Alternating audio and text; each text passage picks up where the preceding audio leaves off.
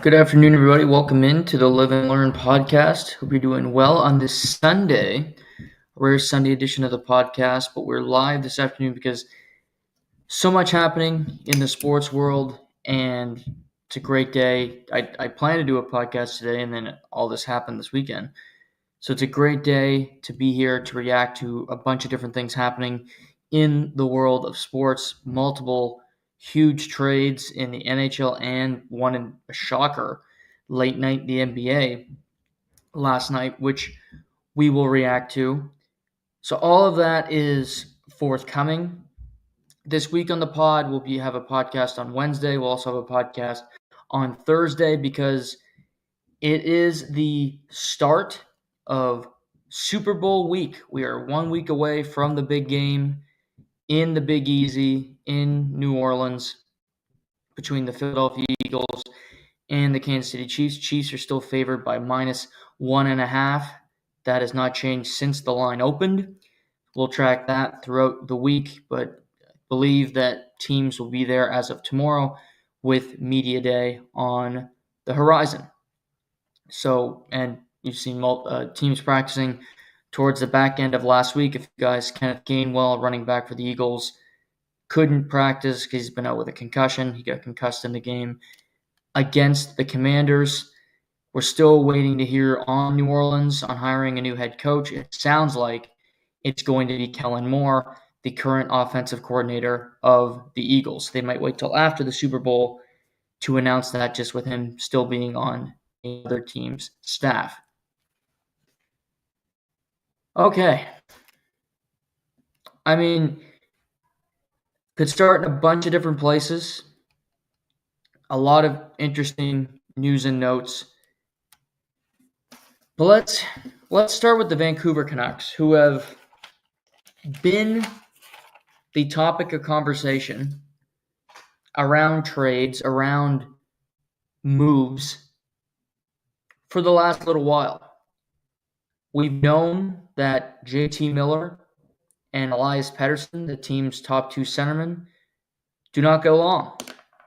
We've heard reports, we've heard stories on podcasts that JT Miller can be a bit prickly. He might be considered a bully to some, that he didn't treat Elias Pettersson very well when he came into the league, and the relationship is fractured. This week, Jimmy Rutherford met the media and said basically, yeah, I don't think there's fixing it at this point. JT Miller said no comment. And it's Friday night. I'm getting ready to watch Vancouver at the Dallas Stars. And Elliot Friedman tweets out that JT Miller has been taken away from the rink. He's not going to participate in warm-up. And a trade is imminent. Now, JT Miller had a full no-move clause. There's only a certain amount of teams he would accept going to. One of those teams was the New York Rangers, where he was before being dealt to Vancouver.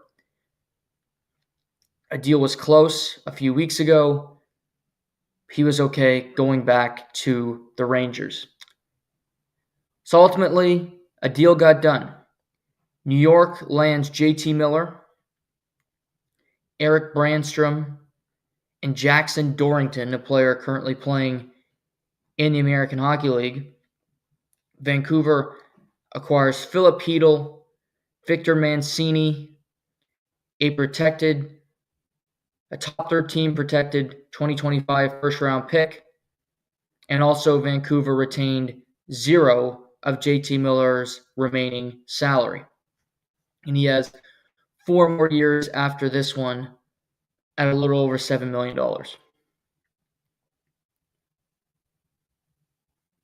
So, an interesting deal. Vancouver had won 3 in a row prior to this game, yet they decide to do this before the trade deadline, before the Four Nations face-off. They got ahead of it, which is Jimmy Rutherford's MO. He likes to do deals in advance.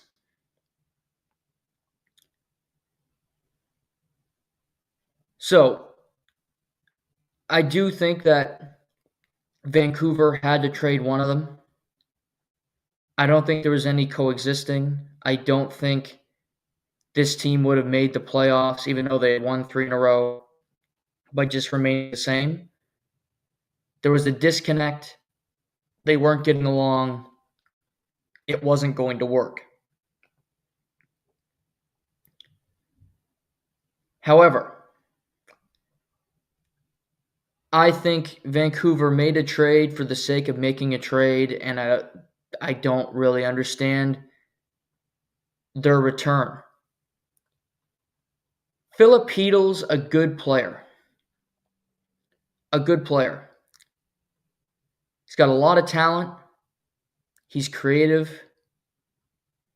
He can score goals. And when he's right, he's a really valuable addition. Really a great player. Now, that being said, Filipino is 25 and he's had 3 diagnosed concussions to this point. He's had 20 points in 41 games this season. He only played 10 games all of last season. He's got 11 goals in the last 2 years combined. He didn't have a point in the playoffs last year for the Rangers. So he's a risk. He's a guy that isn't always available, which concerns me. 100%. JT Miller is what he is. He's 31, but JT Miller is a better player right now than Filipino is. JT Miller will likely be a better player than Filipino ever will be. And you can look at New York and go, they now have JT Miller, Zibanejad, and Trocheck, all over the age of 30, playing center for the next 4 to 5 years, which isn't great, by the way. And New York very well could still miss the playoffs. They lost again yesterday, and they're not a perfect team whatsoever, and they have a lot of problems. These are 2 teams with problems that made a deal together because they're both hoping that their misfortunes will go away by eliminating an issue. JT Miller goes into a locker room hoping to shake it up, hoping to eliminate some of the lazy, some of the stupid plays of guys like, I don't know, Mika Zibanejad, Artemi Panarin, Keandre Miller, just to name a few. Will it work? Who the hell knows? For Vancouver, they had to move one of them. And they're banking on Pettersson being a happier player without JT Miller. Well, in 1 game sample size, he was god-awful against Dallas on Friday. That's 1 game, but that's all I have to base it on. He wasn't good.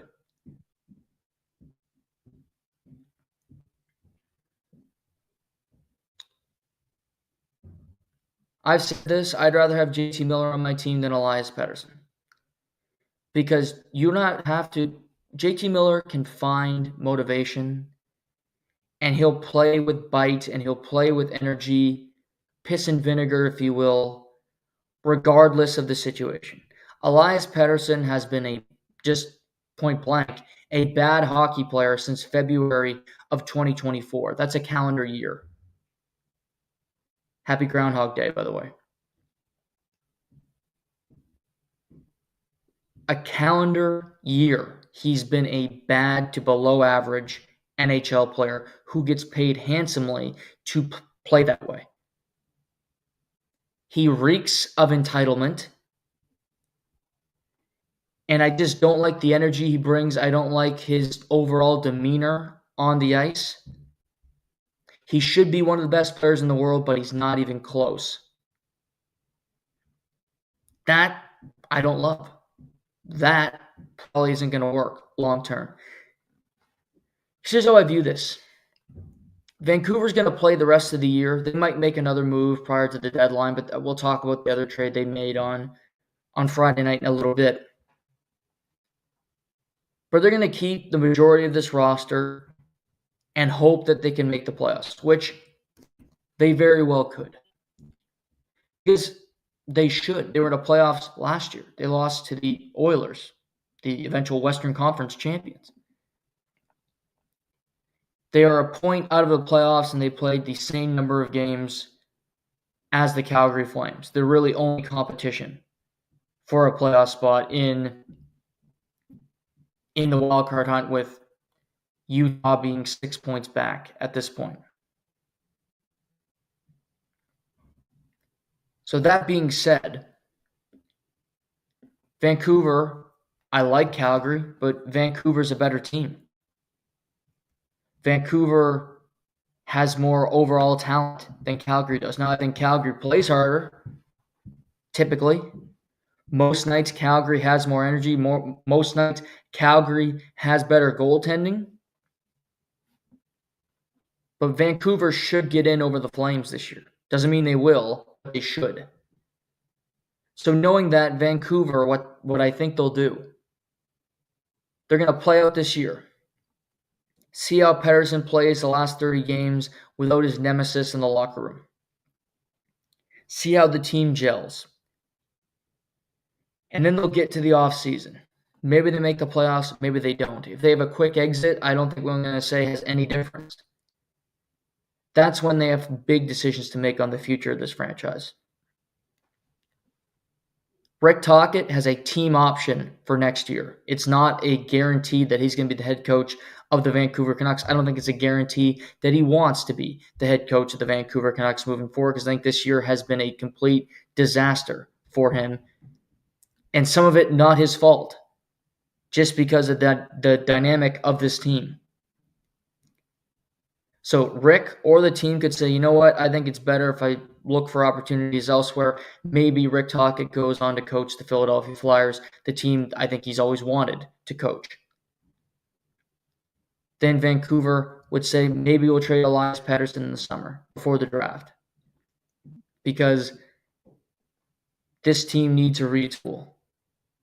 We keep Quinn Hughes, but everybody else is on the table. Not a complete rebuild, but a retool. Because clearly it's not working all the time.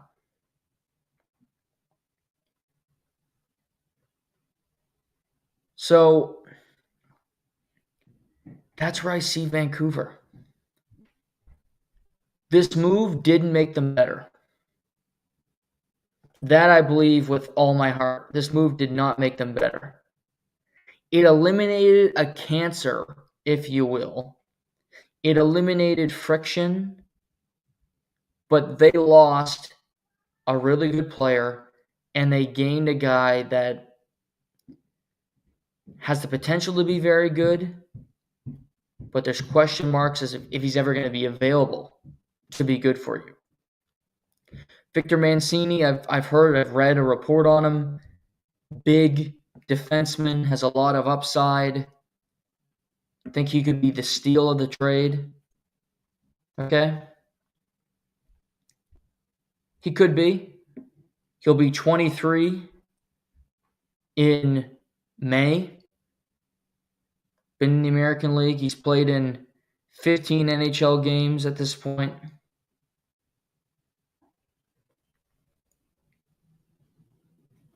He could be a future defenseman for the Canucks. Maybe he's the steal of the trade. Looking at the deal right now, the Rangers win it because they got the best player, and I don't think the Canucks got all that greatest stuff back. A couple hours later, another trade. Canucks deal Danton Heinen Vinny Desharnais, Melvin Fernstrom, and the New York top 13 protected first rounder they just got to Pittsburgh for defenseman Marcus Pettersson and Drew O'Connor. Pettersson is an experienced defenseman, reliable, good penalty killer, has played in some big games, very meat and potatoes. He's better than Desharnais, more consistent, so that's an upgrade. Danton Heinen, checking, penalty kill type guy. Drew O'Connor is a little bit more offensively that he could give, that he can bring to the table. And he's younger. He's only 26, while Danton Heinen is in his mid-30s. 16 points in 53 games with the Penguins. Not a completely great score. 33 points in 79 games last year. Pettersson and O'Connor are both pending unrestricted free agents. So that's really why the protected first was included in the deal, because that seems to be the go-to asking price for a rental is a first-round pick, which is crazy.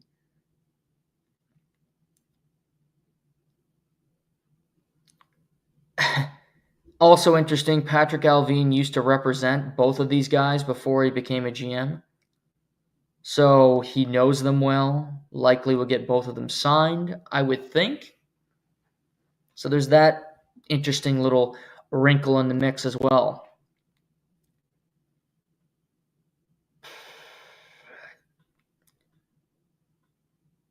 I don't see a downside for Pittsburgh. They clearly decided we're not going to re-sign Pettersson, we're not going to re-sign O'Connor. Vinny Desharnais, okay, we'll take him on for the rest of the year. He can play, whatever. And you get a protected first rounder in the deal.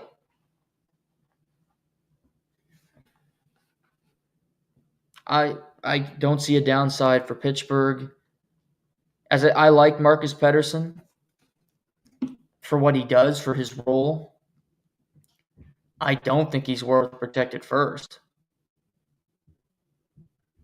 But that seems to be the asking. He's a 28-year-old defenseman who's good. Don't get me wrong. Almost 500 games of NHL experience. 18 points in 47 games. Career high of 30 last. He'll play in every game. Doesn't miss games. So, I don't know. It's fine.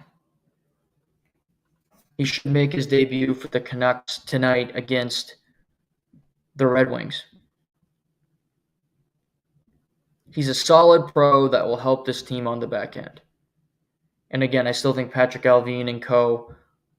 want to make the playoffs. He will help them do that. So mission accomplished. But here's really Vancouver's, what they've done over the last couple of days. They lost their number 2 center. They lost one of their best offensive players. And they picked up their major piece that has a major health issue. So with JT Miller gone, they need now one of Atu Ratu, Niels Höglander, or another trade for this player to step up, because they are thin. No doubt about it. So you go Besser, Pettersson, DeBrusk, O'Connor, Hedel, Connor Garland, Höglander, Suter, Linus Karlsson, Dakota Joshua, Teddy Bluger, Phil DiGiuseppe. Quinn Hughes, awesome. Tyler Myers. Marcus Pettersson, Philip Hronek, Carson Soucy, Derek Forbort. I don't mind their defense. I like their pairings.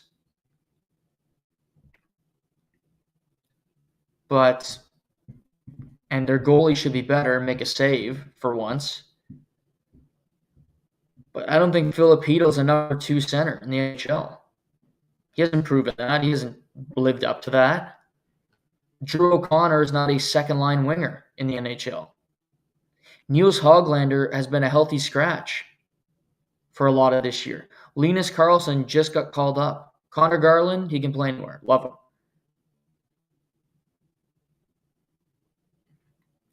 But this year is a make-or-break season because Brock Besser's a pending unrestricted free agent. I am not touching his contract until I know what happens this year. Pettersson, pending UFA. Forbort, pending UFA. Lankinen will be a pending UFA. He's been really good.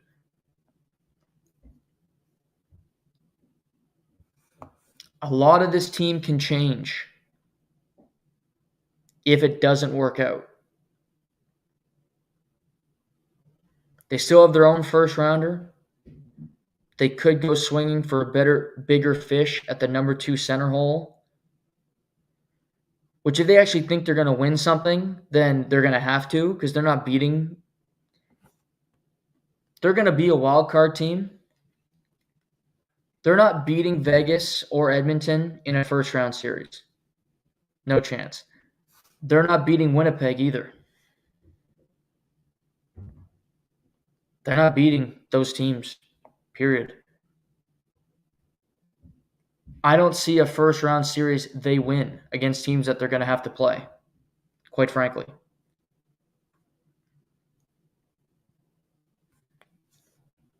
So they're in a difficult spot. Now in the playoffs, anything can happen. Maybe Connor Hellebuck continues to suck in the playoffs and it goes to shit for the Jets. But I really like the Winnipeg Jets. They have the best record in hockey for a reason. We'll talk about them more in a bit. I love their team. I think they're better than they were last year. I think they played better as a team. It's a tough situation for the Vancouver Canucks. Their outlook moving forward here. Bleak. And to give them a grade over the last couple days, I'd give it a C+. But this, again, when there's a trade and you go, well, there's only so many teams a guy can go to, that is completely the fault of the team for handing out a no-movement clause like Tic Tacs. JT Miller, fine player. Good guy. Whatever. He does deserve no move. He's not a superstar. No moves should be so rare. Think about what Colorado, you cannot like their deal for the Mikko Rantanen trade. I get that. But think about what they did. They signed him for less money than Mitch Marner when he's a better player than Mitch Marner and he was a Stanley Cup champion. And he didn't have a full no move. He had 13 teams, partial. So half the league you can trade him to.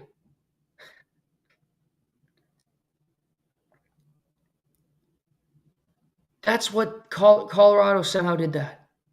You can do it with these superstars. You don't have to say yes every time. Teams are so weak. Have a backbone. Sad. But Patrick Allvin, Jimmy Rutherford, you did this to yourself. And your team's worse off because of it. Okay. Another deal. This was yesterday.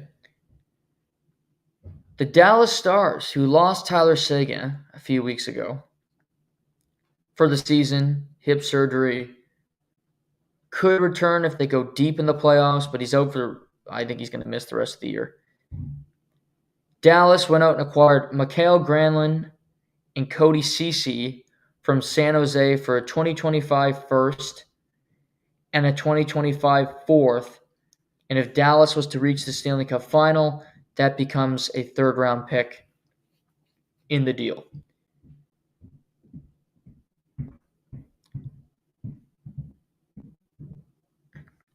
I thought Dallas would go fishing. Dallas knows they have a really good team. Jim Hill, back-to-back years, has been voted Executive of the Year in the NHL. So he knows what he's doing. He's working with Team Canada at the Four Nations. Mikael Granlund might have been the player I was the most wrong about. When he was on Pittsburgh, I said, oh, great. Trade him out there. He's terrible. He has been phenomenal for San Jose. He'll be 33 at the end of the month. So he's been around for a while. Almost 900 NHL games.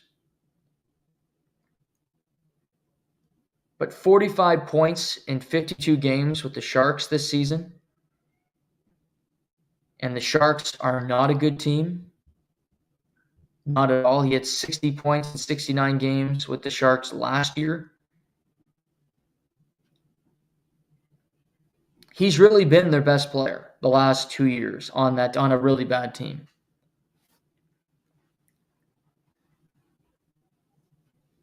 But 15 goals already. He only had 12 all of last year. He's a creative guy. And I think he'll fit in well with Dallas because I think they got a team full of guys who are pretty unselfish. He can score, but I'd like to see him on a line with Jason Robertson. They both play the wings, but you can find some creativity, find a guy to really set up Jason Robertson and get him scoring goals like he was in the past. Cody Ceci, he's not a perfect defenseman by any means, but he did play minutes on a team that got to a Stanley Cup final last year in the Edmonton Oilers. So he's done it. He's played into June. And for him to be on a third pair, you could do a lot worse than Cody Ceci in my mind. If he's playing 10 to 12 minutes a night, absolutely, you can live with that. And I still think Dallas will look for another defenseman come the trade deadline. If you look, Harley is awesome for Dallas. He's a stud. They're obviously right now without the services of Miro Heiskanen, but he'll be back. Labushkin, Esa Lindell, Ceci, Dumba, and Liam Bichelle, who's a young Swiss defenseman who stepped in nicely. So they could still look for a guy, but Ceci's a very good addition. Then up front, you look Hintz, Johnston, Robertson, Jamie Benn, Duchesne, Maverick Bourque. You have Mikael Granlund, Dadonov, Logan Stankoven, Sam Steele, Colin Blackwell, and Oscar Beck. That's a good team. With Ottinger between the pipes. They're a threat again. I thought Dallas was my pick to get the Stanley Cup final out of the West before the season started. They've been very close the last couple of years. They have a good blend of veterans and younger players. They absolutely could get to a Stanley Cup final this year. They are that good. No guarantee. It's sports. It's tough. But this move helps them to get there. Again, I don't like trading firsts. I don't. But it's the price of doing business. I'd rather trade a first for Mikael Granlund and Cody Ceci than trade a first for Marcus Pettersson and Drew O'Connor. If that's the comparison, I will go with what Dallas did all day, every day. Because I got better players from San Jose than I did from Pittsburgh. So overall, solid deals. There's also a minor Friday morning. Calgary traded Andrei Kuzmenko, Russian who was in Vancouver, then went to Calgary. He's kind of been in and out of the lineup. And former Moncton Wildcat Jakob Peltier, a 2025 second and a 2028 sixth rounder to Philly for Morgan Frost and Joel Farabee.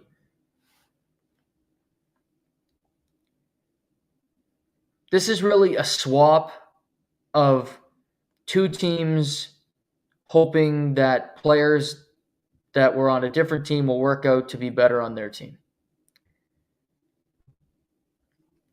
Frost and Farabee had a lot of promise, had a lot of hope,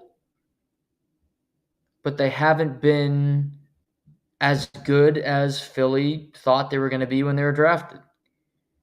Same could be said for Pelche. He's been a guy who spent a lot of time in the American Hockey League. He's played on the fourth line. When he started off, he was in the doghouse with Daryl Sutter. It kind of continued with new head coach Ryan Huska, and he's been kind of digging his way out ever since. Now, he's played more recently. He's shown that he can play. He's shown that he's got offensive promise. Kuzmenko, he's a Russian player. That's the easiest way I can describe him. He's going to have games where he jumps off the page. He's also going to have games where you're shaking your head going, what the hell was that? And you have to live with both of them. Ultimately, I like the deal for Calgary. Now, Craig Conroy he's doing a good job with the media and the way he's doing this. He's like, yeah, I owed this to my players to be aggressive, and they earned this upgrade. Okay. It's not as if you're trading for Eric Lindros in his prime. You're trading for two younger players who have underachieved in Philly, who very well could underachieve with you. So it's a low-risk swing that he can frame as, helping the team going forward, which I don't think definitively you can say. So that could be hogwash from Craig Conroy. But I don't mind the gamble. The best thing you can say about Calgary, they lost last night to Detroit. But the best thing you can say about their team, and the biggest compliment I can give them, is that they're a competitive team. Every game they seem to play hard, they seem to play with emotion, and they play for each other. That I give them all the credit in the world for. Now there's games where they're going to have less structure and lose, and they could lose big because they aren't as talented as other teams. But I'm not going to dock them for that. That happens to literally everyone.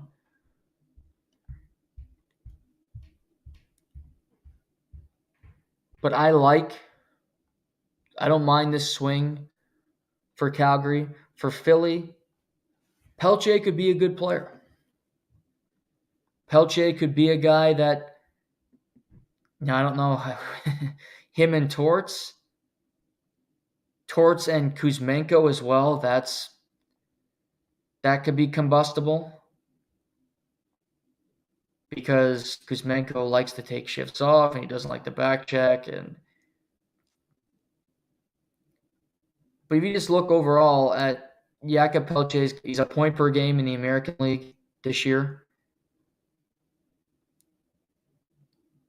He knows he was a point per game in the American League last year. He's got 11 points in 24 NHL games. He can play. He's definitely an NHL player at this point. The American League is not enough for him, I would say. Not enough. But Calgary and Philly pulling off some deals. It's interesting that teams are doing this. It's almost like there's a deadline before the Four Nations. to get these deals done. Make the trade so that you have a couple games with your new teammates before the Four Nations, but also you come back and maybe during the break, if you're not playing the Four Nations, you can stay in your city, figure it out, work out with teammates. Because you're seeing it throughout the league. These deals get done, a month before they normally would. The trade deadline's on March 7th. And these deals are coming fast and furious February the 1st, January the 31st to get them done. So that's an interesting trend. I'm curious to see if we get any more before next Sunday. Next Sunday is the last 2 games before the break, before the Four Nations. But I like that the league's making moves. I like that there's hockey trades. And I think we're going to see more and more hockey trades because also on Friday, I believe Elliot Friedman was the first to report this. But I'm going to get this correct for all of you. The salary cap, which has been a hot topic of conversation for a number of years because the salary cap really went to hell because of, the Fauci virus and the inability for money to be made and playing in the bubble and all the stupid crap that the sports world and the world itself had to go through. And the league wasn't making a whole lot of money and all that, right? So we've had a flat cap, and it's been, it's gone up $1 million basically the last 4 years. But this year is at $88 million.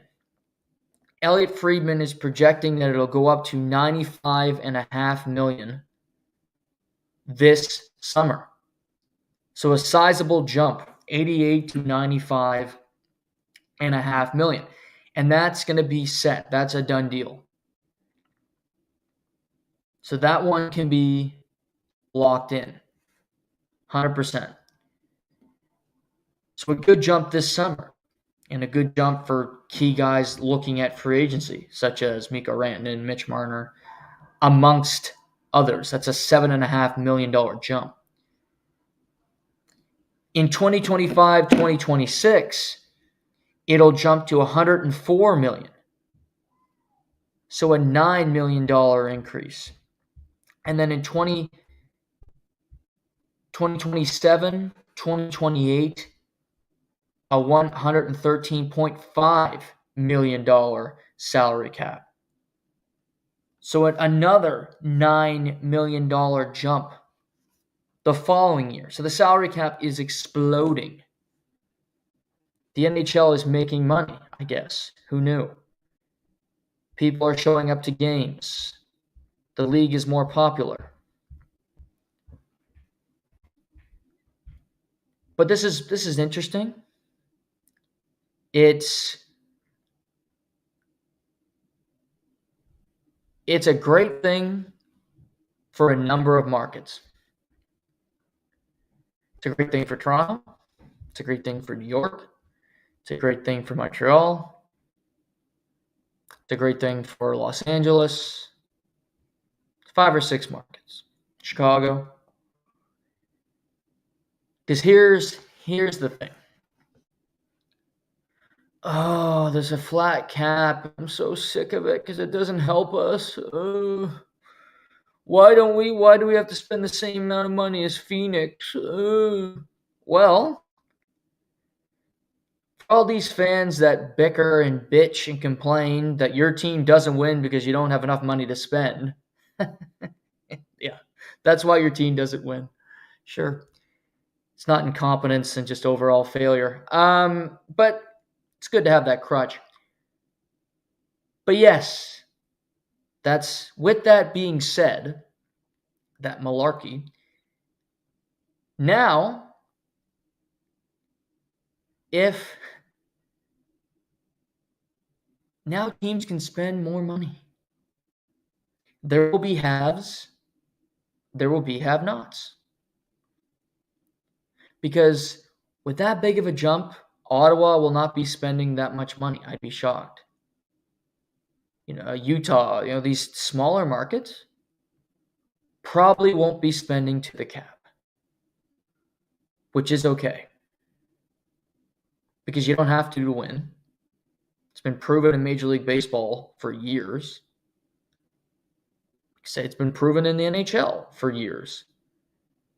But it gives these big markets the ability to spend more money if they want to. I do think with the salary cap jumping, it gives teams the ability it gives you the ability to, you say you sign a bad contract, it's okay because you have more money to work around it, more money to sign another player that can help your team, and it's not just a detriment. It doesn't kill you from jump. So overall, it's a very good thing. It's a healthy thing for the league to see the salaries jump, to see the league continue to improve. I mean, guys in the NBA are making $60+ million a year.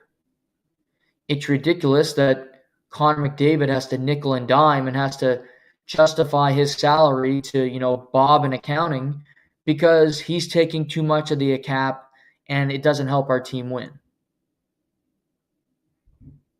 Now that's no longer the case. There's more money, spend it wisely. The good teams take advantage of this system.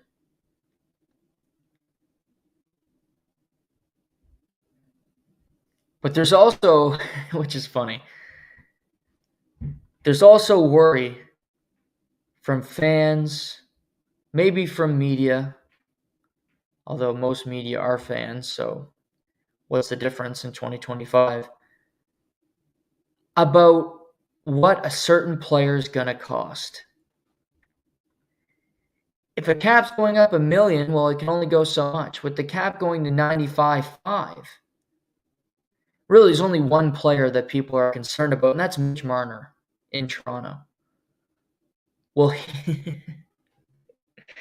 he now make more money than Austin Matthews? Will he now exceed it?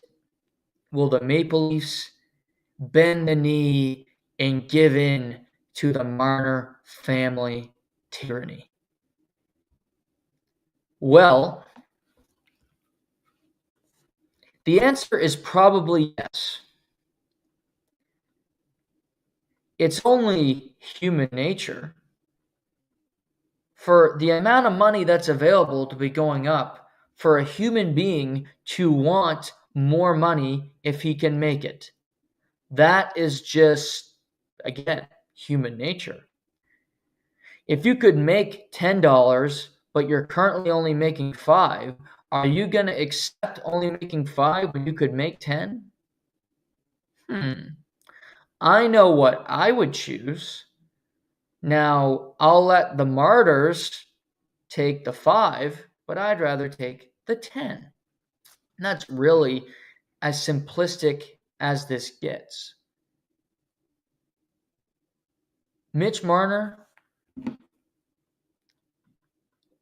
will make more money than Austin Matthews on his next contract. And there's the first prediction on this podcast for that.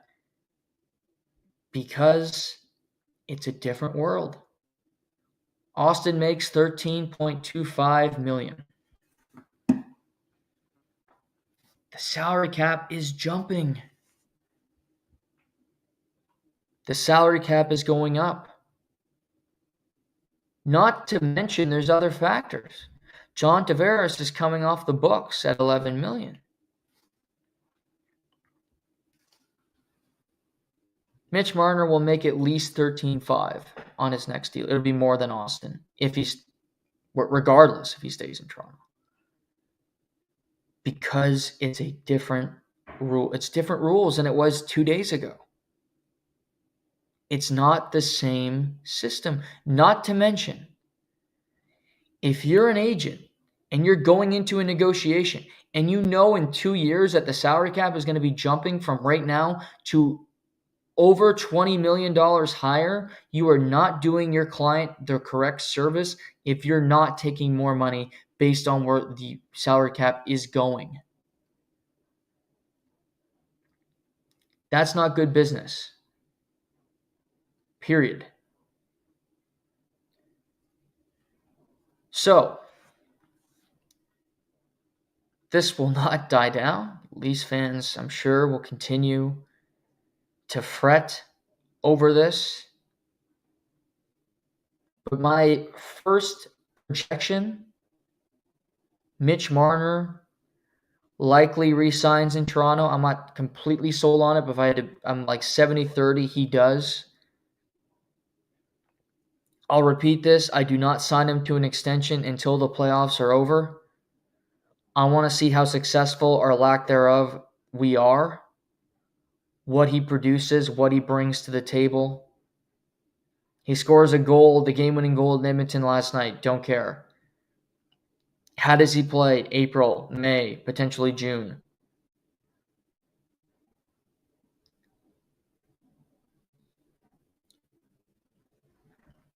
But he'll make more money.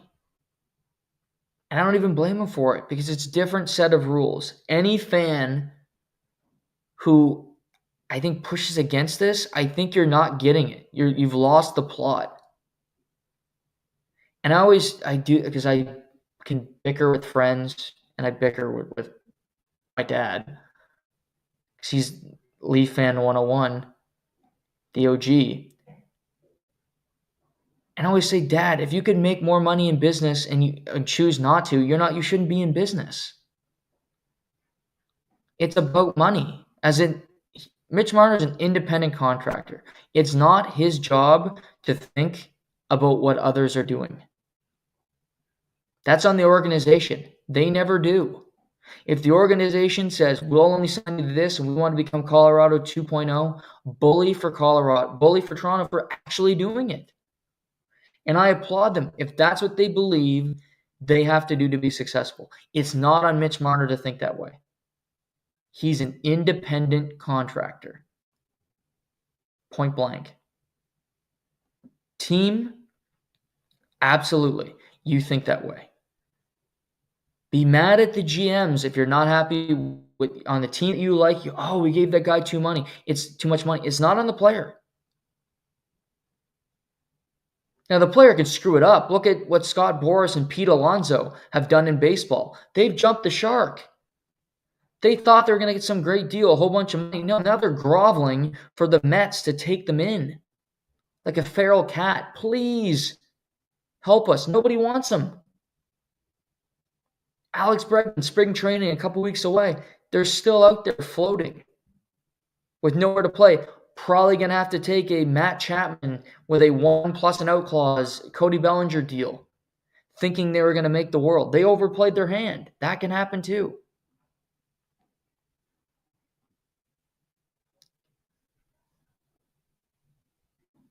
But when it comes to the Mitch Marner of it all, it does change. Because the rules of engagement today are different than they were yesterday. He can make more money. The team is going to have more money to spend. Changes the game a little bit. Maple Leafs played the Oilers last night in Edmonton. Entertaining game. Edmonton was horrible in the first period. Maple Leafs took advantage of it. Scored 2 power play goals, which is good to see for them because they've been pretty incompetent at it most of the year. It was funny what shooting the puck at the net and then creating a rebound can do. It's honestly, I don't think Mike Bossy or anybody, those Islanders teams ever thought of that. They never did that ever back in the day. The Leafs did it twice last night, ended up with 2 goals. It's a foreign concept. I get it. It's tough to really comprehend, but maybe that's why Winnipeg's so successful in the power play other teams. But just happy to see the Maple Leafs come into the Stone Age with that approach. Doesn't even have to be a hard shot. Just put it on net, create a rebound. But happy for them. First period, they're the better team, and here's what I'd say: Toronto last night got some fortune, because I think a couple games in their last couple, they've been better than their opponent but didn't win. Like, I think of that Columbus game, they were better than Columbus in that game. But Columbus won, whether that was goaltending, different factors. Toronto was not the better team. Toronto was outclassed in the last 40 minutes last night. But they won the game, which you can. Joseph Woll was fantastic between the pipes. He made some really big saves.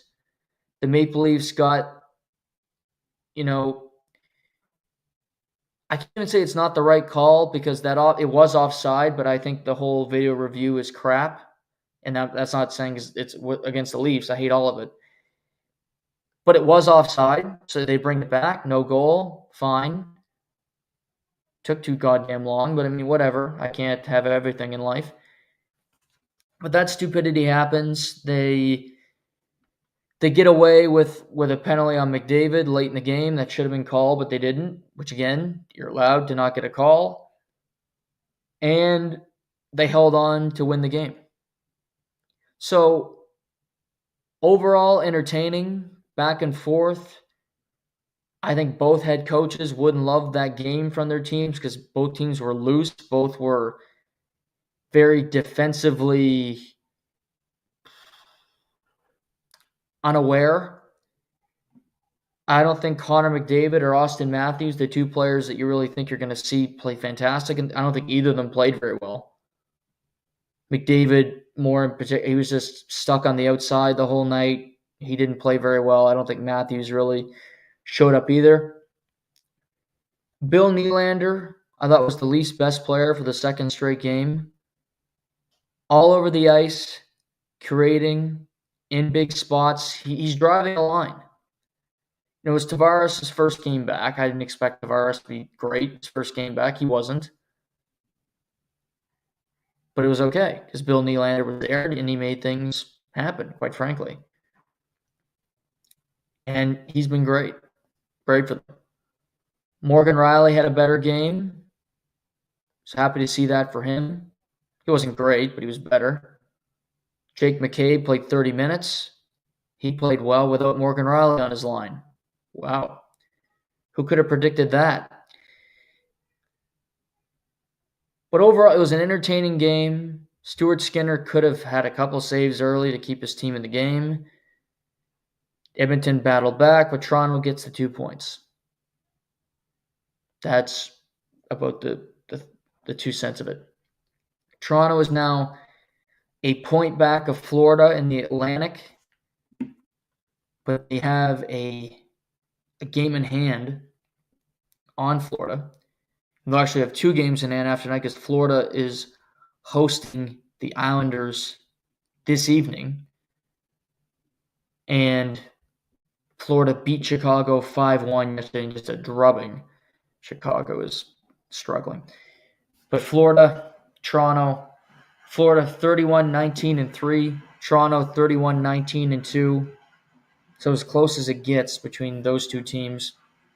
Ottawa wins again last night, 6-0 against Minnesota at home.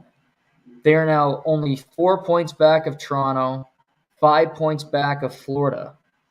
So they're very much in the hunt, ahead of Tampa, ahead of Boston. It's good to see Ottawa. They're playing good hockey. They're confident, free-flowing. This is where they should be.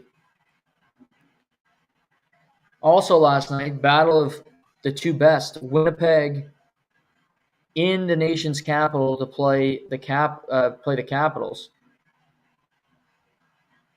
4-1 Winnipeg at one point. But Washington, just like they did on Thursday against the Senators, they crawl back Taylor Radish scores before the end of the second period. Tom Wilson gets his 21st. Alex Ovechkin ties the game with 8 minutes left. His 24th of the season. Now he's only 18 goals back of the great one. But they rally, and ultimately Josh Morrissey gets his second of the game, the OT winner, assisted by Scheifele and Kyle Connor.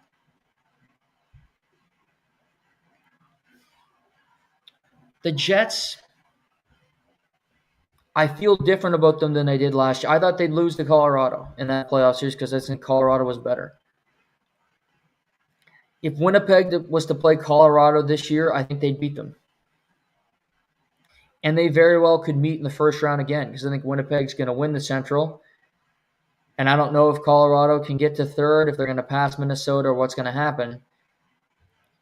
But if Winnipeg was to play Vancouver in the first round, if Winnipeg was to play Minnesota in the first round, I think they would beat them. They have more depth than they've had in the past. Perfetti is playing good hockey. Vlad Nemestikov continues to produce for them. Ix Alafalo, Neil Pionk on the back end, Morrissey, Scheifele and Kyle Connor are playing some of the best hockey of their respective careers this season. Winnipeg had a hot start. They've had dips, but they continue to be great. 77 points after 54 games. Best in the league. Only Washington behind them. Washington has 75. They go on an Eastern road trip.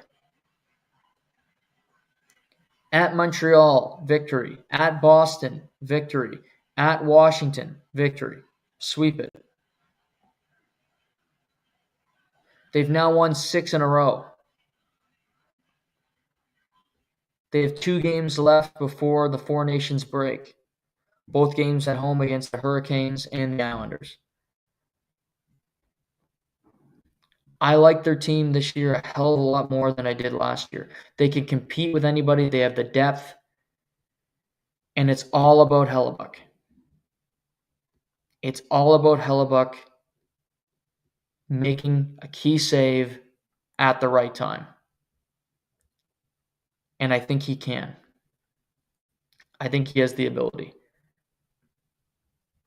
He's going to win the Vezina for the second straight year. He's very much in the Hart Trophy discussion with no outright frontrunner at this point.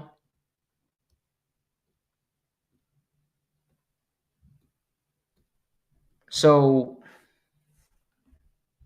he's right in that mix. Great player. Great team. They find ways to win games. I like them more than I did last year. I have more faith in them than I did last year. To me, they can compete with anybody. And they have all year. I think they'll continue to do that until the postseason. It's a lot of hockey. Other games last night. Bruins beat the Rangers. Jake Miller had 2 goals in his first game. Forgot to mention that. Another win for the Penguins. They shut out the Preds.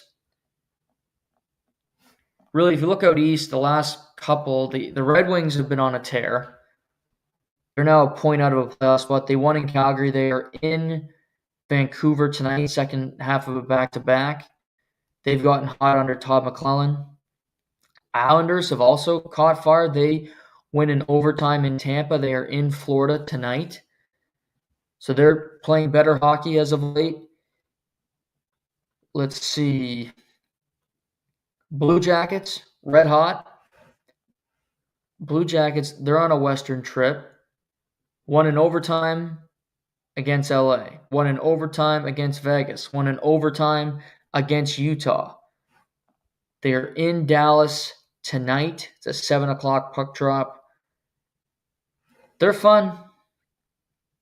Werenski got the OT winner On Friday, against Vegas, it was Cole Sillinger who got the OT. So they're having guys produce. And they are currently in the first wild card spot, only 5 points back of the Devils for third in the Metro. So you never know. This team believes they're playing good hockey. We have those games tonight. Let's see. Islanders, may have to mention Golden Knights in MSG playing the Rangers tonight. So back-to-back nights for JT Miller with his new team. So a lot happening. A lot happening in the NHL with only a week to go before the Four Nations. Okay. I wanted to talk some NBA because I haven't talked NBA in a while. It's because there's been a lot happening in football and hockey. But the NBA trade deadline's on Thursday. And there's lots of talk about the ratings are down, which is a true statement.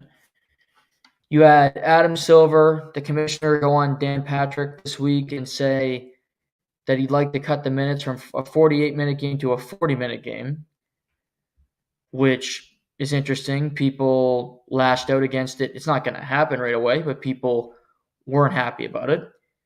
So the NBA has gotten a lot of bad publicity, not to mention you have statistics that are true where Joel Embiid has played in 480 games in his career, and he's missed 402.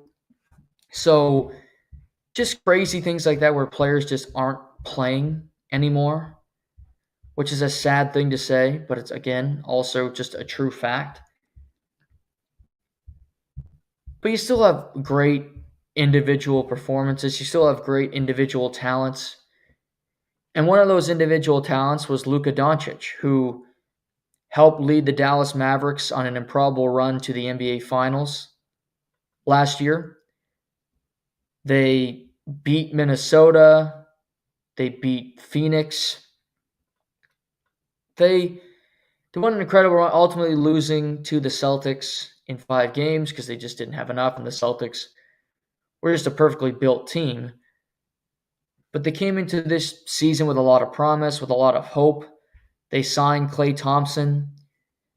And Luka hasn't played in over a month with an injury, but he's also always had questions about his fitness, always had questions about how dialed in he was when it comes to his diet and just things of that nature.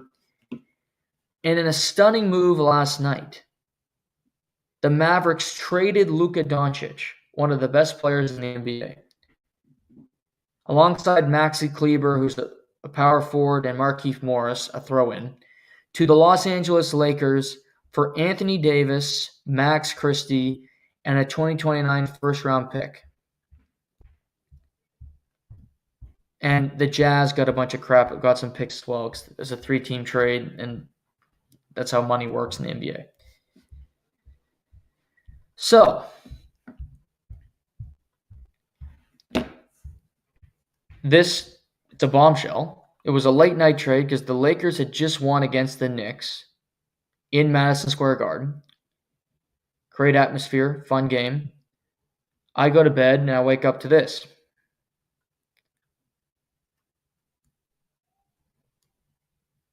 It doesn't make sense. Because there's a lot of good reporting on this. A lot of guys got on it, and I believe the people that are reporting this. So, according to Mark Stein, Dallas recently approached the Lakers and offered them the 5-time All-Star guard, Sharon reports. This was Shams and Mark Stein. The Mavericks acted of their own accord, not based on any trade requests from the 25-year-old Doncic. So this is them doing it. Neither Doncic nor Davis were aware of the ongoing trade talks between both clubs, and the former is still stunned by the deal. Lakers superstar LeBron James only learned of the blockbuster following Saturday's contest against the New York Knicks while he was out for dinner with his family. sources told Dave McMenamin of the Mothership. Dallas had major concerns about moving forward with Doncic due to constant conditioning issues and the potential commitment of another Supermax extension in the offseason, sources told ESPN's Tim McMahon. This is the Mavs GM. I believe that defense wins championships. Regarding his motivation to make the shocking trade for Davis, I believe that getting an all-defensive center and an all-NBA player with a defensive mindset gives us a better chance. We're built to win now and in the future. Doncic is no longer eligible to receive a 5-year, $345 million Supermax extension this summer. According to ESPN's Bobby Marks, the Lakers are able to offer 5 years and $229 million. So, and he hasn't played since December with a calf strain, but is targeting a February 8 return, sources tell Stein. There's also reports that Doncic is now up to 270 pounds, and they're really worried about it. Was kind of a breaking point for them with his weight and just his conditioning, his overall buy-in.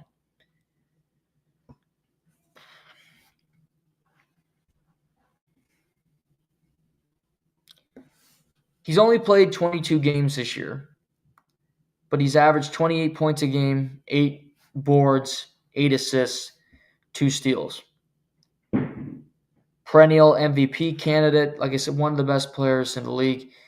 Anthony Davis has had a pretty good season, all in all.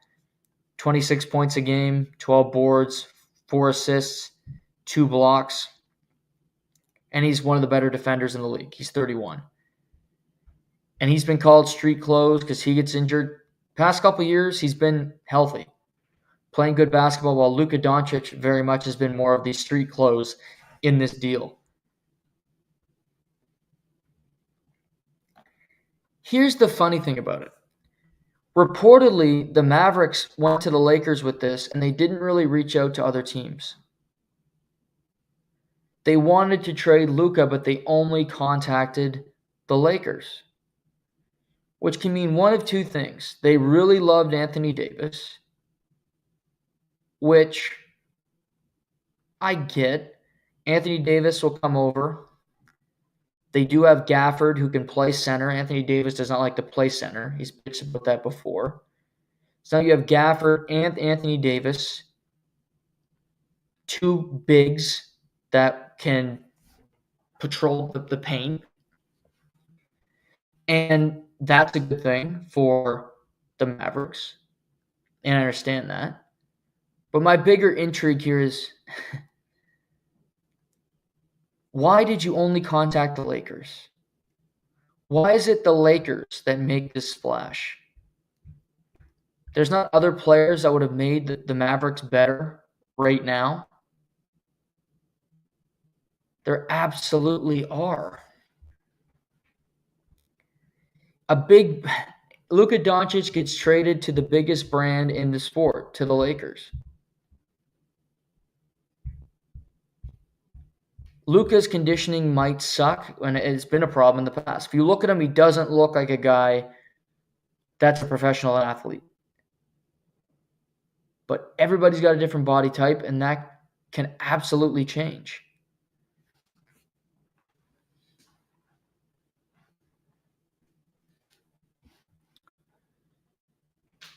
He's incredibly talented. He's one of the best passers. He's a unicorn-type player with what he can do.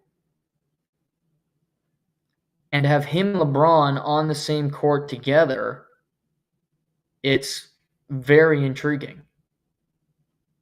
2 of the best players of all time, you could argue, on the court together. Now, the Lakers are going to play no defense because Doncic doesn't guard anybody. LeBron's 40. He doesn't guard anybody.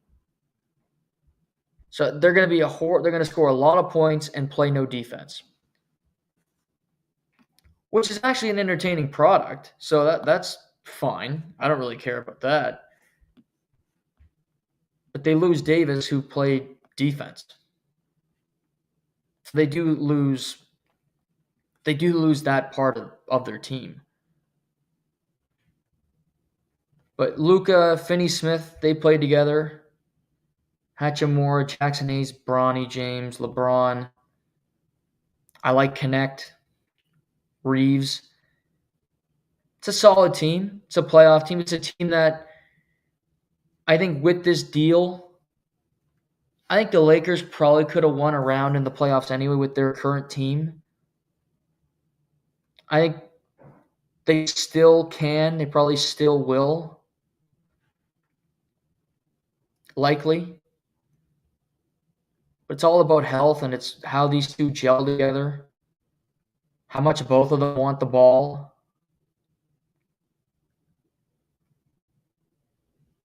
I don't think LeBron was going to be traded. I don't think LeBron wanted to be traded. And for once, I actually believe LeBron when he said he didn't know that this was happening. Because this is too stunning for it to be brought up, for him to know, I believe.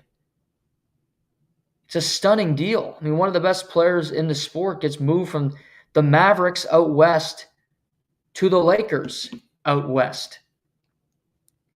These two teams play each other twice, 2 more times this year. Currently, the Lakers are 5th in the West. The Mavericks are in 8th. They're separated by 2 games, basically.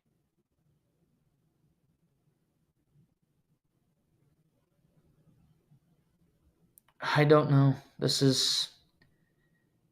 It's still hard to process on what happened and does it make sense and is it going to work? Mavericks, Dinwiddie, Quentin Grimes, I like him, he's a good player. Jaden Hardy, Kyrie Irving, Klay Thompson, Anthony Davis, Gafford, PJ Washington, who I like. Derek Lively, out for the year, unfortunately. The fit, how they're both going to play. Anthony Davis is currently injured as well, so he won't play today for the Mavericks. Mavericks are in Cleveland playing the Cavs this afternoon. But it's a stunning move, a stunning trade for both teams late on a Saturday night.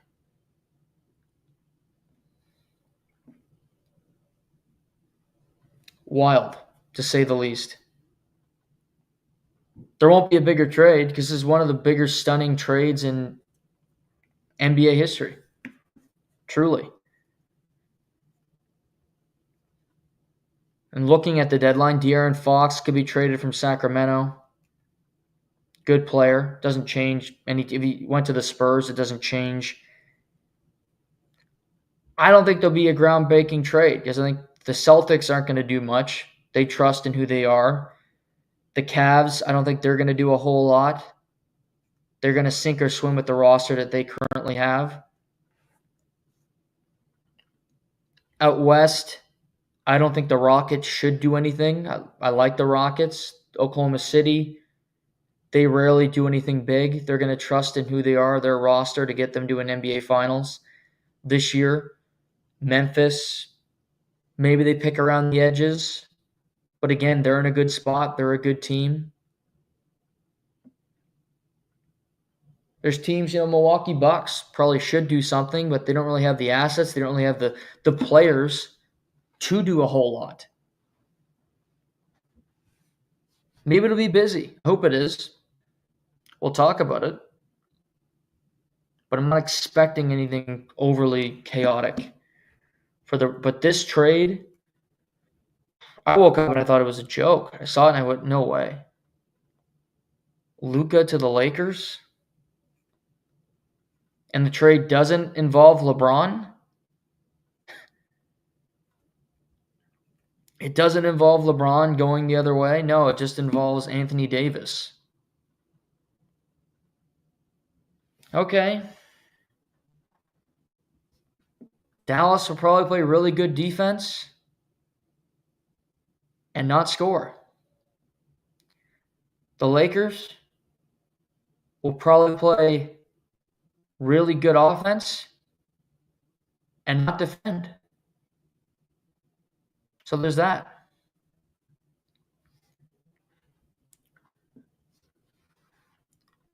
Also, some breaking news here. Henri Jokiharju and Urho Vakanainen have been added to Finland's Four Nations face-off team as injury replacements. They take the spots vacated by Miro Heiskanen and Jani Hakanpää. So opportunity for two of those guys, Vakanainen in Anaheim, Jokiharju in Buffalo. So two guys that will get the opportunity to play at the Four Nations for Team Finland. But interesting for sure. Interesting fight. Interesting trade. Wow. I still really am dumbfounded about it.